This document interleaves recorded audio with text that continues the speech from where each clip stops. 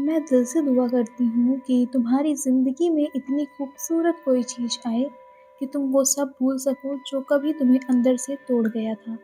मैं दुआ करती हूँ कि वो दर्द जो तुम्हें चुपचाप सहना पड़ा, जिसके बारे में तुम किसी से कुछ कह नहीं पाए, वो धीरे-धीरे हल्का हो जाए। वो रातें जिनमें तुम जागते रहे, आँखें खुली थी लेकिन मन कहीं और डूबा हुआ था।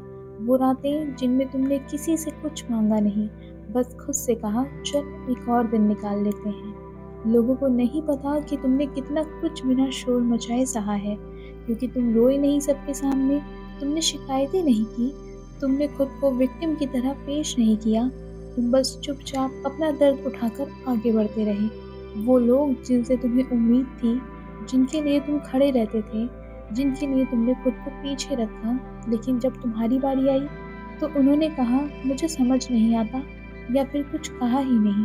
साइलेंस हर्ट्स द मोस्ट, क्योंकि शब्दों से चोट नहीं लगती लेकिन चुप्पी इंसान को अंदर से खाली कर देती है। मुझे नहीं पता तुम अंदर ही अंदर किस लड़ाई से गुजर रहे हो। मुझे नहीं पता तुम किस डर को हर दिन अपने साथ लेकर चलते हो। शायद वो डर कि कहीं फिर से टूट ना जाओ, शायद वो डर कि अगर सच में दिल खोल दिया तो कोई फिर ना छोड़ जाए। मुझे नहीं पता तुम किस दर्द को मैं ठीक हूँ कहकर ढकते हो, लेकिन मुझे इतना ज़रूर पता है अगर तुम आज भी खड़े हो तो तुम कमज़ोर बिल्कुल भी नहीं हो, क्योंकि कमज़ोर लोग इतना सह नहीं पाते। कमज़ोर लोग हर बार गिरकर फिर से उठने की हिम्मत भी नहीं रखते। तुमने रखी, तुम हर दिन उठे, भले मन भारी था तुम मुस्कुराए, भले दिल थका हुआ था, you kept going even when you had no reason to. और यही असली ताकत होती है। कभी-कभी भगवान घाव तुरंत नहीं भरते, वो ऐसा इसलिए नहीं करते कि उन्हें कोई फ़र्क नहीं पड़ता, बल्कि इसलिए क्योंकि कुछ घाव सीधे भर नहीं सकते, उन्हें समझना पड़ता है। भगवान दर्द को एक झटके में नहीं हटाते, वो पहले रोशनी भेजते हैं। कभी किसी छोटे से पल के रूप में, कभी किसी अजनबी की बात के रूप में, कभी किसी मौके के रूप में, जो आपको याद दिला दे कि ज़िंदगी अभी ख़त्म नहीं हुई है। और कभी-कभी वो किसी इंसान को भेजते हैं जो आपको ठीक नहीं करता लेकिन आपके साथ बैठकर आपका दर्द सुन लेता है, जो आपको ये नहीं कहता कि सब ठीक हो जाएगा, बल्कि ये कहता है मैं समझता हूँ।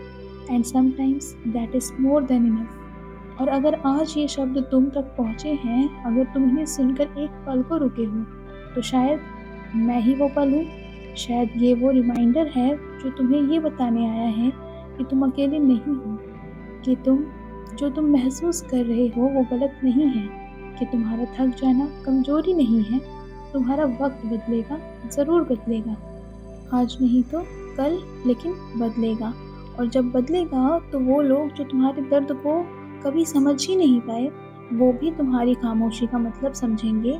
तुम पीछे मुड़कर देखोगे और खुद से कहोगे मैं उस दौर से निकल आया। तुम्हें खुद पर गर्व होगा कि तुम टूटे नहीं, कि तुमने खुद को छोड़ नहीं दिया, कि तुम भागे नहीं।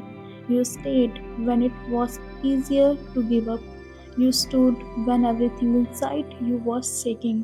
और यही जीत होती है। हर चीज़ शोर नहीं मचाती, कुछ जीतें खामोशी में होती हैं।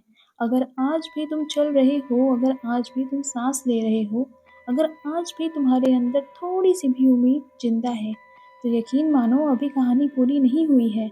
सबसे सुंदर अध्याय अक्सर उस वक्त शुरू होता है जब इंसान सबसे ज़्यादा थका हुआ होता है। थैंक यू हार ना मानने के लिए, थैंक यू खुद को छोड़कर ना जाने के लिए, थैंक यू आज भी खड़े रहने के लिए।